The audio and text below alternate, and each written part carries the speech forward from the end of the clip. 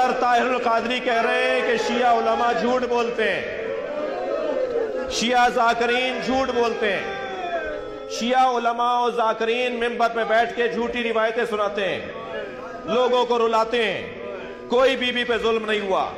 ہم نے 40 سنی عالموں کی کتابیں کھول کھول کے دکھائیں، سوشل میڈیا پر 32 منٹ کا کلپ ہمارا موجود ہے، جا کے سرچ کر لیجئے، ان بچوں کو نظر آ جائے گا۔ مجھے 1 سال گزر گیا ہے، انہی ایام میں پچھلے سال ہم نے وہ دلائل دیے تھے، اب تک کوئی جواب نہیں دے پایا۔ جواب دو ہمیں کہ تمہاری کتابیں نہیں ہیں تو کس کی کتابیں ہیں؟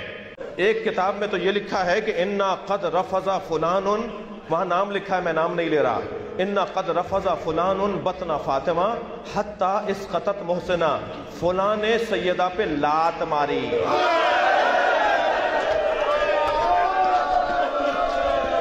حَتَّى اِسْقَطَتْ مُحْسِنَا، جس کی وجہ سے محسن شہید ہو گیا۔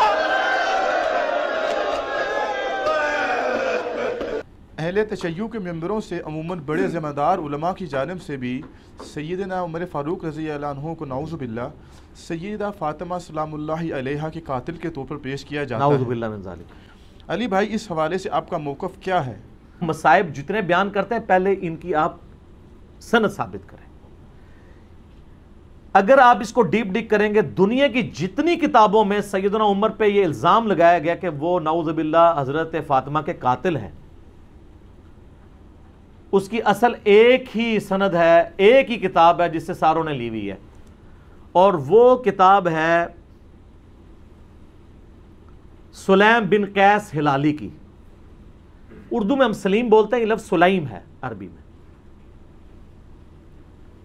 یہ کہتے ہیں حضرت علی کے اصحاب میں سے تھا، تابعی تھا، ان کے ساتھیوں میں سے تھا۔ جب حجاج ابن یوسف نے شیعان علی کے اوپر ظلم کیے تو یہ چھپ کے ابان بن ابی عیاش کے گھر میں اس نے پناہ لی، پوری زندگی اس کے ساتھ رہا۔ مرتے مرتے یہ کتاب اس کے حوالے کی اور کہا کہ میں تو جا رہا ہوں، تو یہ کتاب امانت ہے تیرے پاس، امت تک پہنچانی ہے۔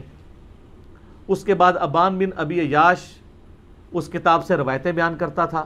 اب یہ نہیں پتا کہ یہ روایت اس کتاب میں لکھی بھی ہوئی تھی کہ نہیں ہے، وہ خود سے بیان کرتا تھا، کیونکہ ابان بن ابی عیاش خود کذاب ہے۔ کذاب بندہ اگر روایت بیان کر رہا ہو تو اس کی اتھینٹسٹی خود ہی ختم ہو جاتی ہے۔ ابان بن ابی عیاش وہ ہے جس کو صحیح مسلم کے مقدمے میں امام مسلم نے لکھا ہے کہ یہ کذاب جھوٹا راوی ہے،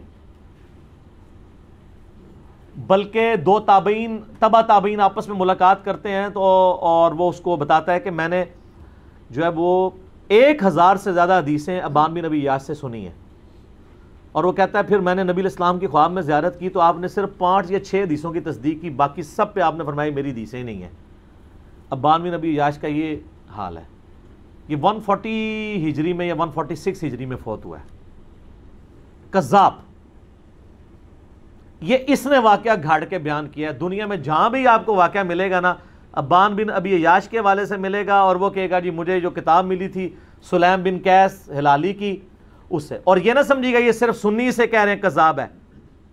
علامہ خوئی جو ہیں اہل تشیع کے، وہ بھی کذاب سمجھتے ہیں اسے۔ شیعہ کے نزدیک بھی جھوٹا راوی ہے، لیکن یہ سودا چونکہ وہ ذاکرین نے بیچنا تھا، اور مجھے دکھ ہے بعض علماء بھی یہ سودا بیچ رہے ہیں شیعہ کے۔ ان کو تو کم از کم شرم و حیا کرنی چاہیے کہ اس کی سند ثابت بھی ہے کہ نہیں۔ پہلے تو سند کے ساتھ واقعہ ثابت کریں، اگلی بات تو بعد میں ہوگی۔ جب ایک چیز ثابت ہی نہیں ہے اور آپ وہ سودا بیچ رہے ہیں اور اتنی بڑی بات کر رہے ہیں، بالکل جھوٹا واقعہ ہے یہ۔ کوئی سیدنا عمر قاتل فاطمہ نہیں ہے، ورنہ مولا علی پوری زندگی کبھی بھی کمپرومائز نہ کرتے۔ مولا علی کو یہ حدیث نہیں پتا تھی، بخاری و مسلم دونوں میں حدیث ہے، فاطمہ میرے جگر کا ٹکڑا ہے، جس نے فاطمہ کو تکلیف دی اس نے مجھے تکلیف دی، اور جس نے فاطمہ کو قتل کیا ہو مولا علی اس کے ساتھ ہوں، اور اپنی بچی کا رشتہ ام کلثوم کا اس کو دے دیں۔ اور یہ وہ چیز ہے جو شیعہ کی کتابوں میں موجود ہے۔ وہ تعویل کرتے ہیں کہ جی وہ زبردستی لیا تھا، انکاری کوئی نہیں ہے۔ ذاکرین انکاری ہو جائے، ذاکرین تو ہے ہی جاہل ہے نا، ان کے پاس تو علم ہے ہی نہیں ہے۔ حضرت عمر چاہتے تھے میری اہل بیت کے ساتھ نسبت کام آئے مجھے قیامت الدین، تو حضرت علی سے ان کی بچی کا رشتہ مانگا۔ تو اس طرح ہوتا۔ پھر حضرت علی رضی اللہ تعالیٰ عنہ چیف جسٹس کا عہدہ قبول کرتے حضرت عمر کے دور کے اندر، کہ تو میرے بیوی کا قاتل ہے تو ہاں میں تیرا عہدہ قبول کرتا ہوں۔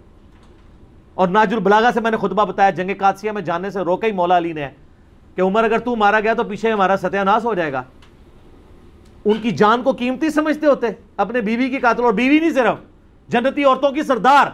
بخاری مسلم میں حدیث ہے میری بیٹی فاطمہ جنتی عورتوں کی سردار ہے, اور ترمذی میں آگے الفاظ ہیں حسن و حسین جنتی نوجوانوں کے سردار ہیں. تو ہم تو مولا علی کے ساتھ کھڑے ہیں بھی علیہ السلام. وہ شیخین کے ساتھ رہے, خلفائے ثلاثہ کے ساتھ رہے. میرا یوٹیوب پہ کلپ ہے خلفائے ثلاثہ کی شان مولا علی کی زبانی نہج البلاغہ سے, سنی کتابوں سے نہیں, شیعہ کی نہج البلاغہ سے. لاکھوں لوگوں نے دیکھا ہے, ایچ ڈی کیمرے میں نے سارے خطبات دکھائے ہیں. یہ بالکل جھوٹ ہے کہ وہ نعوذ باللہ سیدہ فاطمہ کے قاتل تھے اور کہتے ہیں دروازہ پھینک دیا. اللہ کے بندو, دروازے تو اس ٹائم ویسے ہی کوئی نہیں تھے. ہاں میں قرآن سے ثابت کرتا ہوں, قرآن میں آیا جب کسی کے گھر جاؤ تو اجازت لو. اعلیٰ ہونا چاہیے تھا دروازہ کھٹکھٹاؤ, کیونکہ اگلے زمانوں میں ابھی بھی گاؤں ایریا میں آپ چلے جائیں تو صرف پردے لٹکے ہوتے ہیں, باہر سے صرف آواز لگاتے ہیں میں اندر آ سکتا ہوں, عورتیں پردہ کر لیں چلے جاتے. اسی لیے تو مسلم شریف میں حدیث آتی ہے نا کہ نبی علیہ السلام کی چارپائی کے نیچے وہ ایک کتے کا پلہ چلا گیا تھا تو حضرت جبرائیل اندر ہی نہیں آئے تھے. تو وہ سگے مدینہ کیسے پہنچ گیا اندر؟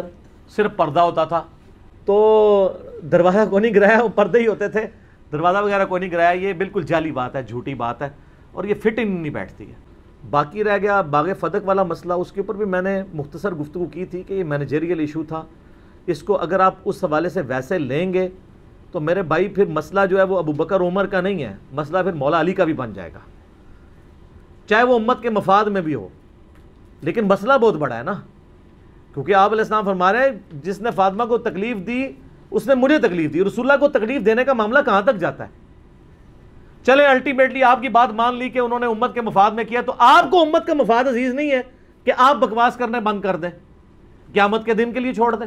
جب مولا علی خاموش ہو گئے اس مسئلے میں تو آپ کیوں اپنی زبانوں سے اس طرح کی باتیں کرتے ہیں؟ تو بات کہاں سے کہاں چلی. مولا علی ابو بکر کے ساتھ بھی رہے, عمر کے ساتھ بھی رہے, عثمان کے ساتھ بھی رہے, رضی اللہ عنہم اجمعین وعلیہم السلام اجمعین. لہٰذا اگر یہ سیدنا عمر قاتل فاطمہ ہوتے نعوذ باللہ من ذالک تو ایسا معاملہ نہ ہوتا. جھوٹ نہ بولا جائے, مصائب کو چسکا لے کے بیان کرنا بغیر سند کے, اور اس میں بالکل علم کی پرواہ نہ کرنا اور جذبات کے ساتھ کھیلنا لوگوں کے, یہ بالکل علمی ظلم ہے.